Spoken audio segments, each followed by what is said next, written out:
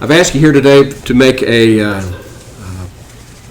press release with regard to the issuance of a proclamation declaring a local state of disaster due to a public health and economic emergency. And I want to emphasize the economic part of it because that's most of what I'm seeing these days is the economic fallout from this pandemic. And so I'm going to issue the order today, and it will be filed with the county clerk, and Kerr County will be under a state of disaster.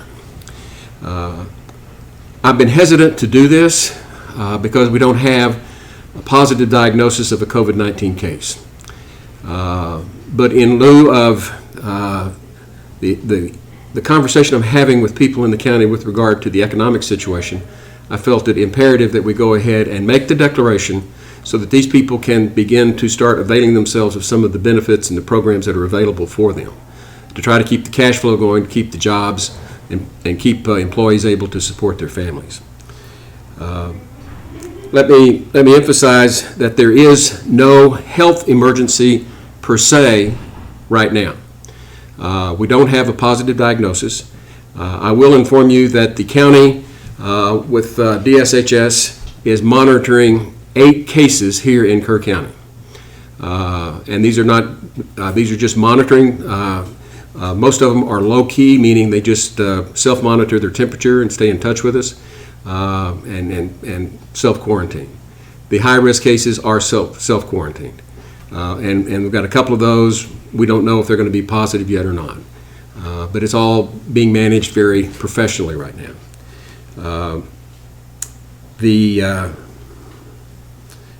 I have both of our district judges here today on purpose. There was an article in one of the papers that our district courts were closed. Well, as you can see, they are not. In fact, one of the primary essential functions that we're required to keep the courthouse open for is the criminal justice system.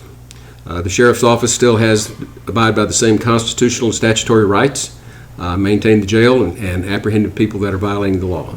And we have to keep that criminal justice system going from magistration through whatever hearings are done here. Most of those hearings, I think, are being done through Zoom or some equivalent of that at this point.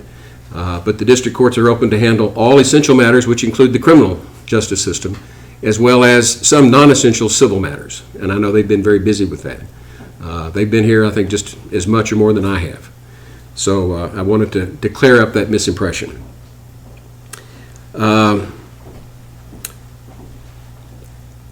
The courthouse is open, and I need to emphasize that, and the courthouse will be open. We are required to perform all of our constitutional and statutory essential services, and this courthouse will remain open. That includes the sheriff's office, the district courts, the county court at law, my court, which includes juvenile and mental health. Juvenile and mental health are considered essential services. I have temporarily postponed the probate docket because that's not necessarily essential unless we have some sort of emergency guardianship or something.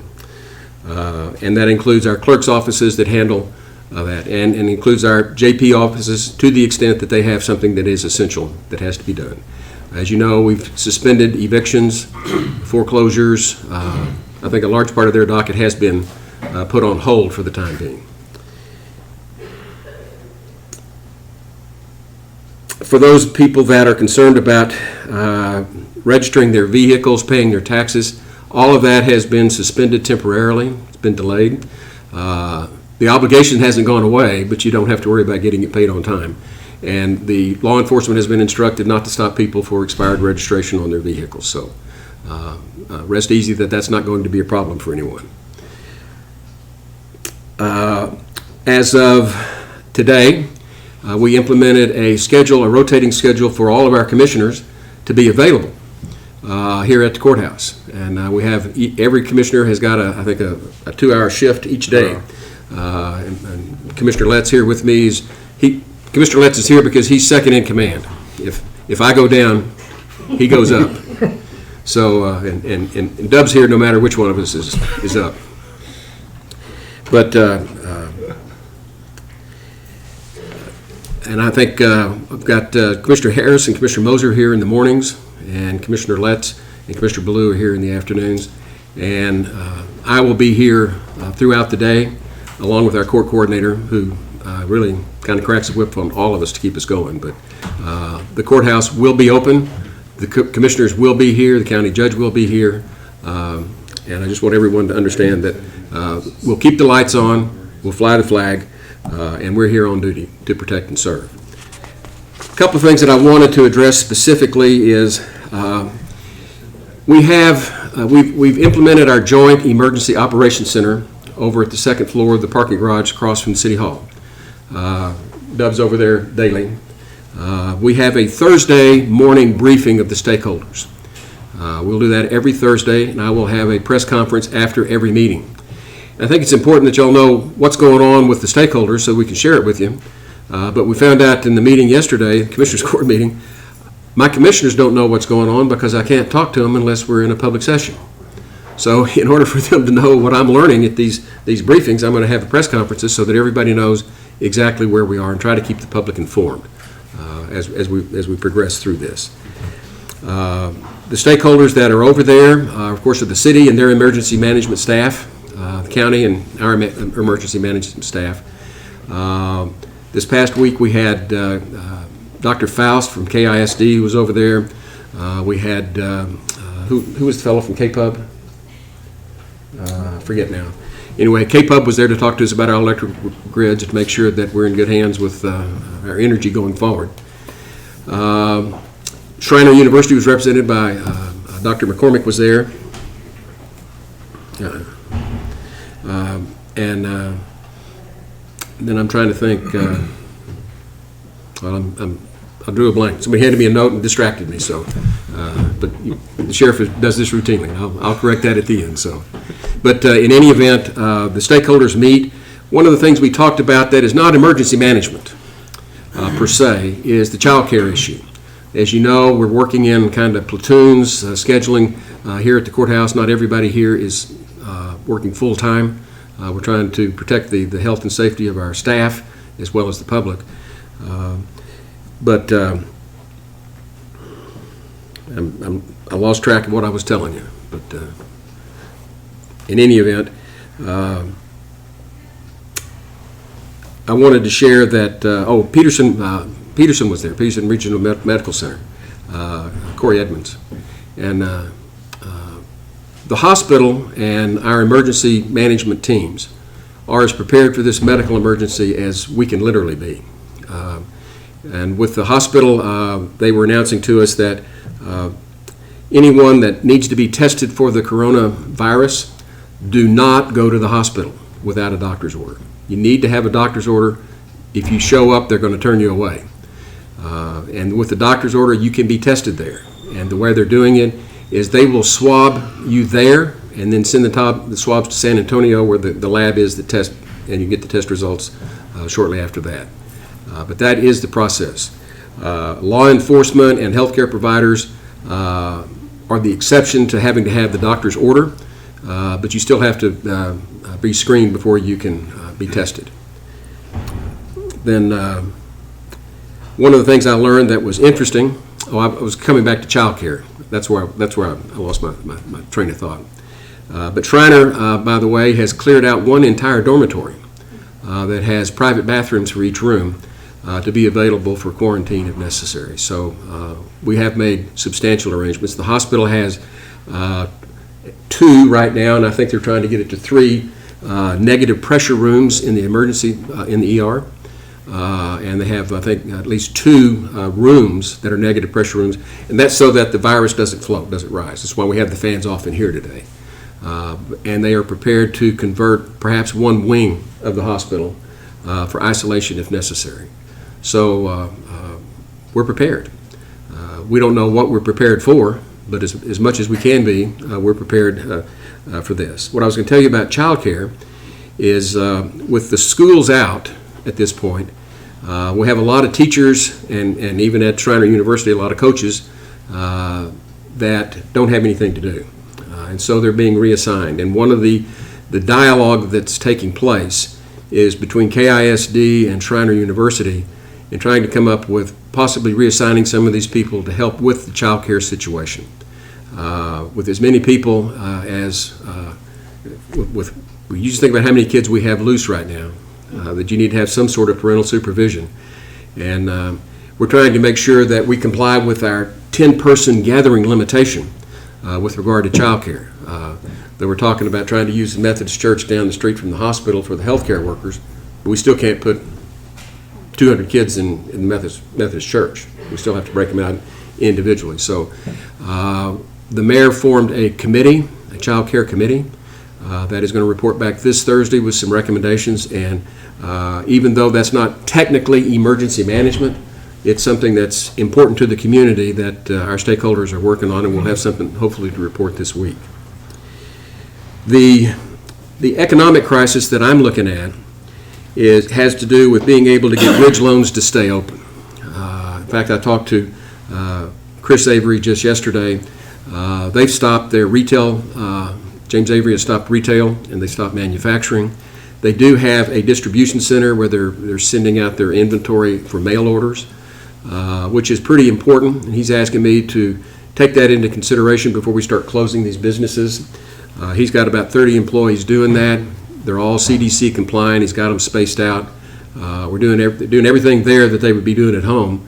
And so we're trying to figure out what to do with our businesses to try to keep them open. Everybody hears about the president and the essential industries. I did get a call from Lori Lowe with Lowe Construction to remind me that commercial and residential construction is an essential industry. So they will continue, and so we're complying with whatever the federal government tells us is essential, but we're also doing our own local assessment as to what is essential. Avery's got all of his employees still on the payroll. I'm impressed with that. Not everybody can do that, and so we want to try to accommodate them and help their cash flow as much as possible, and we want to do that for the other local businesses too. And in that regard, I am going to be forming a employers roundtable to be able to listen to them and their concerns and try to customize whatever it is we have to do in this emergency setting to accommodate them as much as we possibly can in a safe way. And that's just a voluntary thing. They asked to be heard. I think they should be heard. And so I'm going to spearhead that. I'm going to take that up with the mayor. We have a meeting scheduled for tomorrow to discuss some of these things. One of the other things that I'm going to recommend, the newspaper this morning talked about the 911 situation with some construction on the right-of-ways along Highway 27. And anyone who was here yesterday or got to watch us on YouTube yesterday evening knows that we do have a situation with regard to some damage that's being done to our fiber optic lines from some new construction going down the highway. And it turns out that the cable that's being installed is a KISD cable, which I didn't know that, but we now know whose it is. I talked to Marshall Heap today, the engineer with TxDOT, and they're working under the TxDOT permit, but it is a private construction company that's putting in the cable for KISD.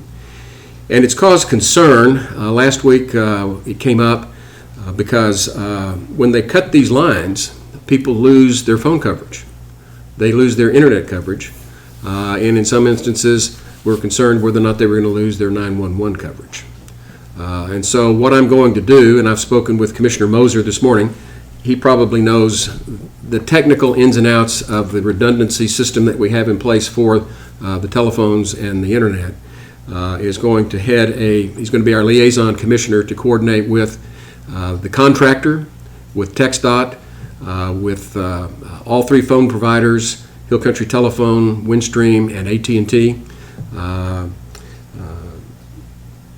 And KISD if necessary, and our emergency staff, maybe even our engineers, whatever we need to figure out what is the best way to try to ensure that no one in Kirk County loses their connectivity to 911, EMS, and phone service. The last thing that I want to allow is for anybody in Kirk County to be isolated and unable to contact county government and city government in the event of a crisis. And so if need be, if they can reach an agreement, we'll take their recommendations. If they reach an agreement and figure out how to do it, I'm fine with it. If they don't, then I may consider taking emergency action to stop that construction until this crisis passes so that no one loses coverage. That's something that I find to be unacceptable. Finally, one of the things that I do in my job is I'm the juvenile judge. And sometimes that's entertaining and sometimes it's not. Yesterday, it particularly was not. And we are beginning to see a rise in juvenile incidents with the schools out. And one of the things that I am considering, and I intend to talk to our stakeholders about, is a possible curfew for minors, for juveniles. Something reasonable, try to come up with something, but quite frankly, the incident that I had to deal with yesterday involved three juveniles that frequent my court, and 2 young men in their 20s, and I got to tell you, there was nothing good going on in that gathering, and we're seeing more and more. One of my other concerns, and I've talked to Jason Davis, our juvenile probation chief, is that out-of-county detention facilities. You will recall that Kirk County has closed its juvenile detention facility, and we now take those children and house them in other counties, mainly in Guadalupe County, Atascosa County. We've had some in Valverde County, and we have some out in Tom Green County in San Angelo. Just like our jail, like the sheriff done with the jail, some of these out-of-county facilities are no longer allowing us to put our out-of-county juveniles in their facility. So if it gets to where we can't place these kids in detention somewhere, then we'll have no choice but to keep these kids here and have to release them because we don't have a facility to keep them. And that means that the whole juvenile delinquency issue could increase exponentially. And so I'd like to be proactive and try to deal with this up front. I'm thinking something more along the lines of maybe should be finished with their activities by probably 10 o'clock, try to have them home by maybe 11 or something like that. I've spoken to the sheriff about it. It's just something we're considering. And so I want the public to know that we may be imposing a curfew. So in closing, let me just emphasize that there is no positive COVID case in Kirk County yet. We suspect we'll probably get one, but we don't have it yet. They are in the counties around us, but Bandera County and Kirk County are 2 of the last in the Hill Country that don't have any. I'm declaring the disaster to address some of the economic emergency to help the business community as much as we can and let them have the benefit of some of those programs. I want to remind everybody that the courthouse is open for essential services. And if you're wondering whether or not it's an essential service, check it out. Pick up the telephone and call them. When in doubt, check it out. I am putting together an employer roundtable to receive input from the employers. I have formed this 911 committee to make sure that we protect everybody's telephone and emergency services. And I am going to discuss a possible curfew with the other stakeholders.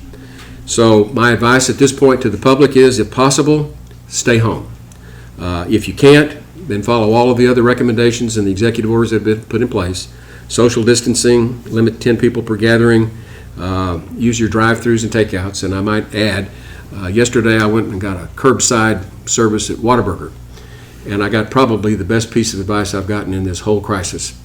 And the young lady that delivered my hamburger to me saw the plates on my truck, asked me if I was the judge, and we talked about it a little bit, and I asked me how things were going at Whataburger. And she was very optimistic. It was very helpful. But as we finished, she kind of paused, turned around and looked at me, and she said, "Judge, it's better to be safe than sorry." And so what we're doing here today is we're going to be safe rather than sorry. And that is the real purpose for declaring the disaster today. And with that, I want everybody to please stay at home if possible, be smart, stay safe, and God bless you. Thank you. I don't know if you guys are going to ask any questions, but Irene. If you're going to have a curfew, the whole point of not bringing them into the, if you have a curfew and they're found, you're going to bring them in. Isn't that a bit of a conundrum? We're going to send them home. You're just going to send them home? Is that We have no place to detain them. Well, that's what I'm asking. What are you going to do when you go ahead? Well, if you have to. We have not worked out the details of any of this. Okay. That's why I want to visit with the stakeholders. I want to visit with the sheriff. I want to visit with the police chief to see what's the best way to do this? But right now, we have a whole lot of kids that are roaming around out there with nothing to do, and they seem to find a lot of trouble.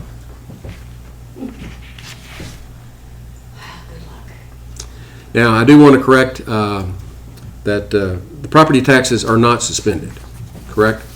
That is correct, and we're still handling registration, titles, all the duties of my office. The state has suspended the requirement to renew your registration during this time of emergency statewide. But if you've got it inspected, then you can renew your registration online, over the phone. We have a Dropbox. Same way with property tax payments. Quarterly payments for our 65 and older are due the end of the month. Those, until the state does something, the county has no authority to suspend that. So we're still operating. We're just not person to person. Judge, I'll just make a couple of comments Please. briefly. First, thank you for your leadership, and I support what you have done today. I think it is time to make the declaration. And I want to go back to a minute on courthouse being open. I want the public to be aware that while we are open, and pretty much for most functions, all of our offices have modified their operations. It may be a little bit more cumbersome for the public. Most of the offices are closed to the public. But there are arrangements made. We encourage people to use online payments for any payments, make call down here to set appointments up. So it's not business as usual, but we are getting through, and all the departments and all elected officials, I believe, are fulfilling their responsibilities. You have anything, Doug? I just remind everybody that the best information for how to prepare yourself or how to prevent COVID-19 infection is to follow the advice on the CDC website, as well as the Department of State Health Services website. Social distancing, wash your hands, use a napkin or Kleenex to cough into, and throw that in the trash, and then wash your hands again. So those are all the things that we're using to inform the public about how to stay safe and prevent infection from COVID-19. Okay, Right. thank you for coming. Thank you.